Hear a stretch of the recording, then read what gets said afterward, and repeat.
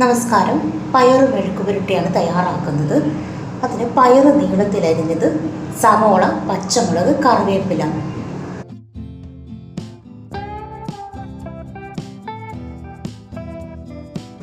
ഒരു പാനിലേക്ക് കുറച്ച് വെളിച്ചെണ്ണ ഒഴിച്ചു കൊടുക്കണം. അതിലേക്ക് കടുകും വറ്റൽമുളക്, കറിവേപ്പില ഇവ ഒന്ന് പൊട്ടിച്ചെടുക്കണം.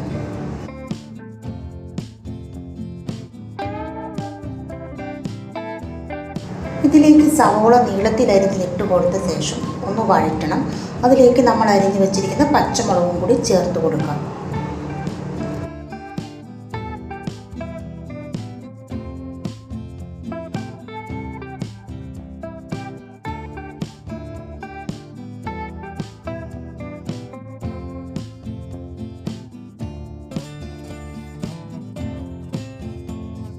അതൊന്ന് വഴറ്റിയതിന് ശേഷം അതിലേക്ക് 1/2 സ്പൂൺ മഞ്ഞൾപ്പൊടിയും 1/4 ടീസ്പൂൺ മുളക് പൊടിയും കൂടി ചേർത്ത് നന്നായിട്ടൊന്ന് വഴറ്റണം.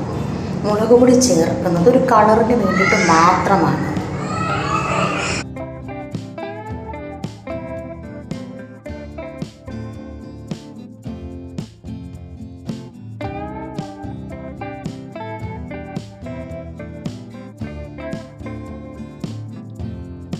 അതൊന്ന് വഴറ്റിയതിന് ശേഷം നമ്മൾ അരിഞ്ഞു വെച്ചിരിക്കുന്ന പയർ ഇട്ട് കൊടുക്കാം. പയറിട്ട് കൊടുത്ത് നന്നായിട്ട് വഴറ്റാം.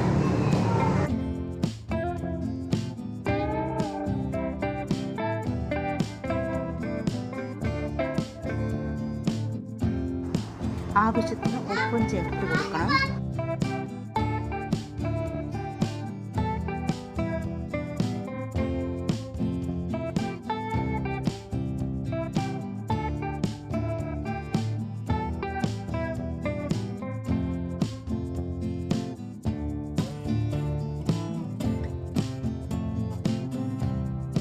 നന്നായിട്ട് വഴറ്റിയതിന് ശേഷം അതിലേക്ക് കുറച്ച് ചൂടുവെള്ളം ഒഴിച്ചു കൊടുക്കണം.